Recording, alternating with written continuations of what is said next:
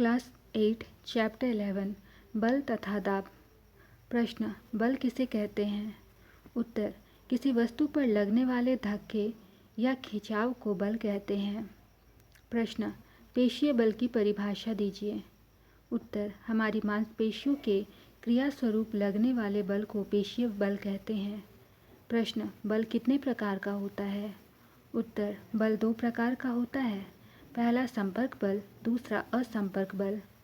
प्रश्न, संपर्क बल क्या है? यह कितने प्रकार का होता है?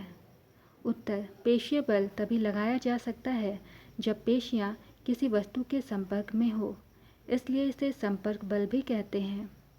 यह 2 प्रकार का होता है। पहला पेशीय बल, हमारी मांसपेशियों के क्रिया स्वरूप लगने वाले बल को पेशीय बल कहते हैं।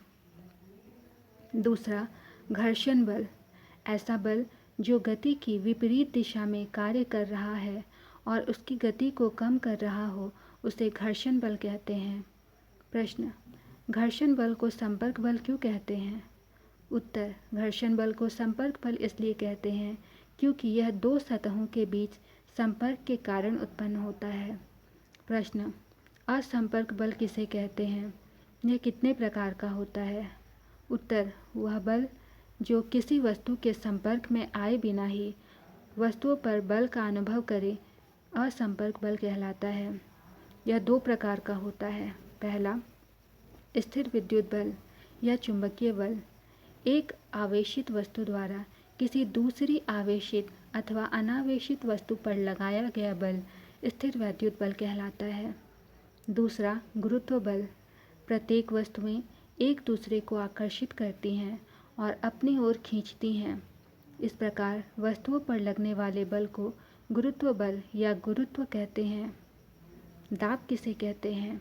उत्तर, किसी पृष्ठ के प्रति एकांक क्षेत्रफल पर लगने वाले बल को दाब कहते हैं। प्रश्न, कंधे पर लटकने वाले थैलों में चौड़ी पट्टी क्यों लगाई जाती है? उत्तर, कंधे पर लटकने वाले थैले में चौड़ी पट्टी दाब को कम करती है। पट्टी जितनी पतली होगी, दाब के नियमानुसार दाब बढ़ेगा, क्योंकि प्रति एकांक क्षेत्रफल कम हो जाता है। प्रश्न, कील का किनारा नुकीला क्यों होता है? उत्तर, कील का किनारा नुकीला इसलिए होता है क्योंकि प्रति एकांक क्षेत्रफल जितना कम होगा, दाब बढ़ता जाएगा, जिससे कील आसानी से धंस जाएगी। प्रश्न, वायुमंडल किसे कहते हैं? उत्तर, वायु के आवरण को वायुमंडल कहते हैं। प्रश्न, वायुमंडलीय दाब किसे कहते हैं? उत्तर, वायुमंडलीय वायु पृथ्वी के तल से कई किलोमीटर ऊपर तक फैली हुई है। इस वायु द्वारा लगाए गए दाब को वायुमंडलीय दाब कहते हैं। तो ये था हमारा चैप्टर बल तथा दाब।